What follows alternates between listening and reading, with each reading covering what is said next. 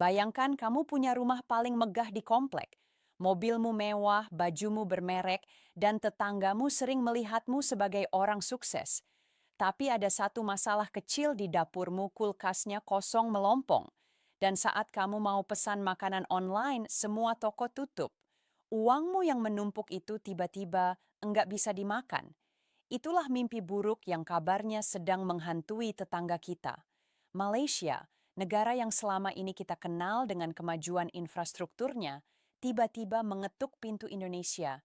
Bukan untuk pamer MRT baru, bukan untuk investasi teknologi, tapi untuk urusan perut. Mereka butuh beras. Dan yang lebih mengejutkan, Indonesia, negara yang sering dibanding-bandingkan, justru memberikan respon dingin. Kita bilang, "Bui, maaf, kali ini kami nggak bisa bantu." Kenapa Indonesia bisa sega itu? Apakah ini balas dendam atau ada strategi ngeri di balik layar yang menyelamatkan piring nasi kalian hari ini? Siapkan cemilan kalian karena fakta di balik drama ini bakal bikin kalian melongo. Oke, kita mulai dari pertanyaan paling dasar. Seberapa parah sih situasinya? Ternyata ini bukan gimmick. Laporan media internasional menyebut Malaysia sedang menghadapi food security crisis atau krisis ketahanan pangan. Selama ini kita sering silau, wah, Malaysia transportasinya rapi, wah, ringgit nilainya tinggi. Tapi kita lupa satu hukum alam. Kamu nggak bisa makan beton, kamu nggak bisa makan aspal. Malaysia itu ibarat anak kos yang tajir tapi malas masak. Karena punya uang, mereka pikir, ah, kalau lapar tinggal beli aja di warung tetangga. Mereka sangat bergantung pada impor. Strategi ini aman selama puluhan tahun. Tapi apa yang terjadi kalau warung tetangga itu tiba-tiba tutup? Itulah yang terjadi sekarang. India menyetop ekspor beras, Vietnam membatasi, Thailand menaikkan harga. Si anak kos tadi panik, duit ada tapi barangnya enggak ada. Di titik inilah realitas menampar keras. Ketahanan pangan mereka rapuh. Mereka punya uang untuk membeli, tapi tidak ada negara yang mau menjual. Dan di tengah kepanikan itu, mata mereka tertuju ke satu negara tetangga yang dayem punya lumbung raksasa. Siapa lagi kalau bukan Indonesia? Nah, disinilah letak ironinya. Indonesia sering dikritik karena dianggap terlalu agraris, kurang industrialis dibanding tetangga. Tapi saat krisis dunia datang, menjadi negara agraris ternyata adalah superpower yang tersembunyi. Kita punya tanah, kita punya petani, kita punya beras. Kabarnya ada permintaan atau setidaknya harapan dari Malaysia agar Indonesia bisa membantu suplai beras. Logikanya sederhana, kita kan serumpun, tetangga dekat masa nggak dibantu. Tapi jawaban Indonesia di luar dugaan, pemerintah kita memegang prinsip keras domestic priority. Kepentingan rakyat sendiri di atas solidaritas tetangga. Biar saya jelaskan pakai analogi sederhana. Bayangkan kamu punya stok mie instan tinggal 5 bungkus di kosan. Tiba-tiba badai datang ya kamu nggak bisa keluar seminggu. Terus teman kamar sebelah yang tajir ketuk pintu mau beli mie kamu dengan harga 2 kali lipat. Kamu jual enggak? Kalau kamu cerdas, kamu enggak akan jual. Karena kalau mie itu habis, uang hasil jualan tadi enggak ada gunanya. Kamu bakal mati kelaparan bareng tumpukan uang itu. Itulah posisi Indonesia.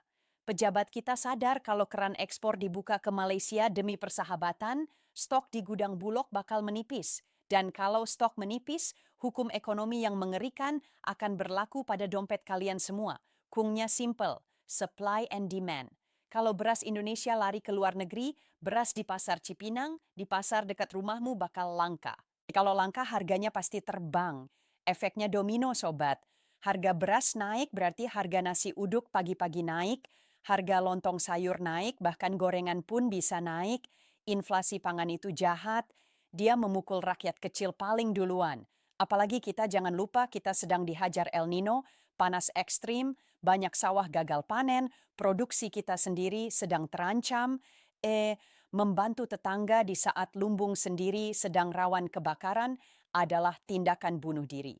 Ini bukan cuma soal makan, ini soal stabilitas negara. Sejarah membuktikan rezim pemerintahan sekuat apapun bisa tumbang kalau rakyatnya lapar. Pemerintah Indonesia sangat paham trauma ini. Makanya mereka menjaga beras seolah-olah itu adalah nuklir. Sekarang kita masuk ke pembahasan yang lebih dalam. Apa yang kita lihat ini adalah bukti pergeseran kekuatan di ASEAN. Dulu kekuatan negara diukur dari jet tempur, tapi di abad 21 senjata paling mematikan adalah pangan. Henry Kissinger, diplomat legendaris Amerika, pernah bilang, "Kuasai minyak kamu, kendalikan negara, kuasai pangan kamu, kendalikan rakyat." Indonesia pelan-pelan sedang memegang kendali ini. Posisi tawar kita naik drastis di mata tetangga. Ini pelajaran mahal buat Malaysia. Kris ini menampar mereka untuk sadar bedanya food security dan food sovereignty. Mereka punya security bisa beli, tapi enggak punya soft era, kuasa produksi. Saat penjualnya bilang tutup, habislah mereka. Indonesia kini bukan lagi sekadar pasar. Kita adalah penentu stabilitas. Tanpa beras Indonesia, kawasan ini bisa goyang dan itulah leverage atau daya tawar yang tidak bisa dibeli dengan uang. Jadi apa intinya? Pertama, kita patut bersyukur tinggal di tanah yang subur sejengkel-jengkelnya kita, sama harga cabai yang naik turun. Setidaknya sumbernya ada di tanah kita sendiri. Kita nggak perlu mengemis ke negara lain buat makan. Kedua, keputusan pemerintah menolak permintaan Malaysia meski terdengar tegak adalah langkah paling logis untuk menyelamatkan piring nasi kamu dan saya.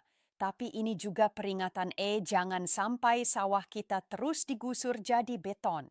Kalau kita berhenti jadi negara agraris, 20 tahun lagi mungkin giliran kita yang mengetuk pintu negara lain. Nah sekarang giliran saya tanya ke kalian. Kalian setuju enggak sama langkah tegak Indonesia ini? Kalian masuk tim tega demi rakyat sendiri atau tim peduli bantu tetangga? Coba tulis pendapat kalian di kolom komentar. Saya penasaran. Baca debat kalian. Jangan lupa like video ini kalau informasinya bikin wawasanmu bertambah dan share ke grup keluarga biar enggak ada yang termakan hoax.